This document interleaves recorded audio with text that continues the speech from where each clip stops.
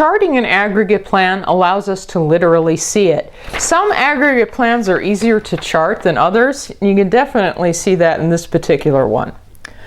The production manager at Main House Gaming is concerned with the chase demand aggregate planning strategy proposed in scenario 1A. Oh yeah, that's what I meant. In scenario 1A, we charted the chase demand production plan. And it was a little complicated looking, but we commented on it. Anyway, well then, fine. If we did that, then what are we supposed to do here? Well, the production manager would strongly prefer to assemble game units at a steady pace and has proposed this aggregate plan. Oh, okay. So we have the same forecast for demand in terms of unit sales for the next 6 months, but this is another production plan that's being proposed here. And this plan, oh, kind of interesting, I see all the same numbers in this column. This plan is a perfectly level plan. Right, if you want to follow a perfectly level production strategy, you pick a certain production rate, your favorite rate, and then no matter what the demand is for your item, you just work steady at that rate. Okay, well you can see that's going on here. What do we need to do? Well, the question that's posed here is, if Main House Gaming uses this plan, that one right there, what conditions will be experienced at the assembly facility over the next 6 months? Oh, right, and then there's here in the note frame an empty area to graph. In order to get a sense of if we were to do that over the next 6 months, kind of quickly, what really actually would be going on, we should chart it. Now, to chart it, I should get organized so that my numbers stay straight, because we're going to need to produce 2 more numbers for each one of these upcoming months. So I'm just creating lines here: 3rd month, 4th month, 5th month, and 6th month. Why? So I can create some new columns.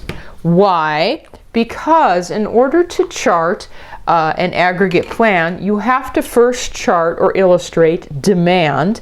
In order to illustrate demand, you need to take the forecast, these numbers here, and you need to convert them to cumulative numbers. Cumulative. So one of the reasons why I drew the lines is I need to now create a column here for cumulative demand. Now, cumulative demand or cumulative numbers is nothing more than running totals. Oh, right. So, for instance, it says there that for the 1st month, there's a forecast of 10,000 units of sale. That just means the 1st month's easy. By the end of the 1st month, there'll be a total of 10,000 having been demanded. Now, the actual forecast says that there'll be 35,000 units of sale in the 2nd month. Think running total. By the end of that month, that means 35,000 plus 10,000. Demand will be up to a total of 45,000. Then in the 3rd month, the forecast is another 15,000 units of sale, which means by the end of that month, running total 10,000 plus 35,000 plus 15,000. Oh, okay. There will have been a total of 60,000 units of sale demanded. Then the 4th month, things are going to slow down, only 5,000 additional, which brings us up to 65,000. And the 5th month also only 5,000, but then that's going to bring us up to 70,000 by the end of that month. And then we're expecting this big spike in demand at the end, 50,000 units of sale, so 70,000 plus 50,000. It's just another way to do the running total. We are expecting up to and a total of 120,000 units of sale over this next 6-month time horizon. Oh, okay. Why did we do that? That's what we want to chart. Yes, that's what we want to chart, not the original forecast. Okay, so starting right now, nobody wants anything, but by the end of the 1st month, they'll have wanted a total of 10,000, so that's halfway in between here. So here is customer demand during the 1st month, building up to 10,000 by the end of it. By the end of the 2nd month, they'll have wanted a total of 45,000 from us. 40,000 is here. 45,000 is only barely above that. So that would be right there. Now, by the end of the 3rd month, they'll have wanted what? A total of 60,000? 60,000 is on the marked on the axis, the vertical axis. So there they are, demanding units of sale. Then by the end of the 4th month, it'll be up to 65,000, which isn't much of an increase. So that point's only slightly higher. Connect. By the end of the 5th month, they'll be up to a total of 70,000, right, which isn't actually much of an increase. So it's kind of flattening out here. But then by the end of the 6th month, all of a sudden they'll be up to 120,000 because it's going to be a big busy month. Right there. That is cumulative demand.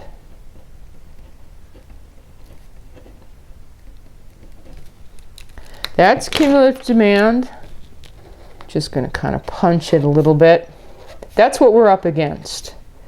Anywhere that shape, that line, this curve, if that's what you want to call it, is kind of flat, those are quiet times. Anywhere it gets steep, the climbing would be rough, that's where you're moving into a really busy period. Okay, now that's just what we're up against. We're trying to gauge the consequences of implementing the production manager's proposed level plan. Now, technically what you do with any aggregate plan when you're charting it is you then take the plan and do the same process. You convert the actual numbers in the plan to cumulative numbers. So up here we would make another column, cumulative production. And all right, well, let's see, the plan says that in the 1st month you'll make 20,000, so by the end of that month you will have made 20,000, and then you'll make another 20,000, so by the end of the 2nd month you'll have made up to 40,000, and then you'll make another 20,000, so by the end of the 3rd month you'll have made 60,000, and then by the end of the 4th month you will have made 80,000. Oh, well, actually, this was kind of easy to calculate because we're just going along here in multiples of 20,000. There is the cumulative production. Right, any plan, you would find the cumulative production, and then you'd plot those points just like we did here, and you would connect them, except it's actually, for this particular scenario, it's actually easier than that because the production manager has proposed a perfectly level plan. It's the exact same production rate each month. A perfectly level plan is going to create a straight line on the graph.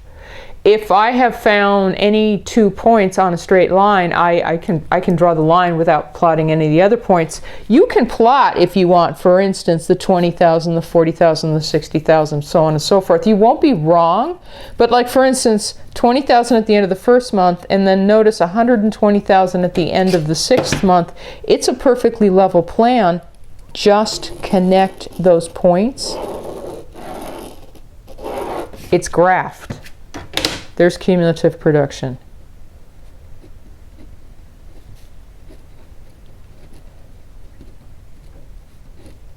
Right there. There's cumulative production right there. That's what a level plan looks like on a chart. So, great. Okay, how is this informing me what the conditions will be if we were to follow this plan? Oh, well, having drawn that, my eyes are drawn to a couple features. Notice that production is well ahead. There's a gap in here of demand right at the end of the 1st month, and then especially there's this big area in here for the whole 2nd half of the horizon. Anywhere cumulative production is above cumulative demand, you are looking at inventory. And this in particular is quite a bit of inventory. That is what we call stockpiling. Oh, right, because what are we looking at here? If you recall from the original forecast, that towards the end of the horizon, the 4th month and the 5th month, demand slows down. but we are going to produce at a steady rate of 20,000. If you keep producing at a steady rate, even as demand is slowing down, right? It's a quiet time, people are not buying this stuff, you're going to start building up a stock, right? You're going to start rapidly accumulating output. That's exactly what you see here. Although you see how the triangle comes to an end right at the end. Oh, I see how this plan works, this level plan that the production manager is proposing. I see where the 20,000 came from, because you need to work for 6 months at that rate to make exactly 120,000, which is in total what the customers wanted. Okay, so that's sort of rational. And basically you will be building up inventory during those quiet months like the 4th and the 5th month, and then you're just going to ship everything out during that crazy last month where there is the record demand of 50,000. Okay, I can see it because all the inventory disappears again by the end. Now, speaking of features, I'm going to need to pick a very particular color. Maybe I can do it with black ink. There's another area of concern. It's really small, but it's right in here, because there's an irregularity in here. You say, well, what? It's small. Yeah, it's small, but there's an irregularity in here, and I'm kind of like trying to give it more visual presence. What is that? That is where cumulative production, there's like a little knee that sticks up, is actually above the plan. Okay, not below. Cumulative demand is below. Everywhere I was shading in yellow and going, oh, that's inventory, because it is. This is not exactly the same thing. It's a gap, but this is where cumulative demand sticks up above. That is a shortage. That's what we're looking at. Okay, if you chart any plan, not just this one, and you notice that, whoops, the demand curve is sticking up above the plan at a certain point, that is that time period. When is that? Oh, that's at the end of the 2nd month. That's where you're not keeping up. If you're following that plan during that time period, like towards the end of the 2nd month, you are not keeping up, and you've created some kind of shortage, right? You're not filling customer orders. Oh, okay, well then that's a distinct feature of this plan. We now know that. Okay, if you're going to follow this plan, you are going to run short at the end of the 2nd month. Perhaps you can put those people on back order. That's kind of what the assumption is here. But nonetheless, you know, FYI, that's going to happen. So I think that we could wrap this up into a series of comments. All right, what conditions will be experienced? Well, I'm just going to write the abbreviation. You know, MHG, Main House Gaming, will work at a steady pace. Work at a steady pace throughout, which is kind of an obvious comment. That's really what the production manager was getting at. However, Main House Gaming will fall short of customer demand briefly. I mean, it was really small, but briefly at the end of month 2.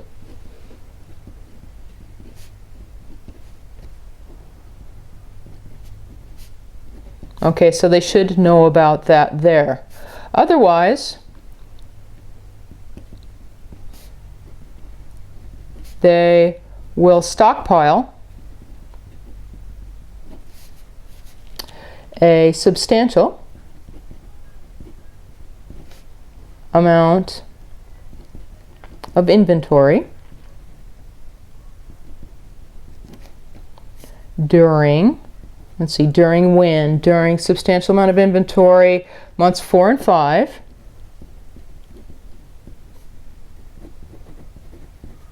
And ship it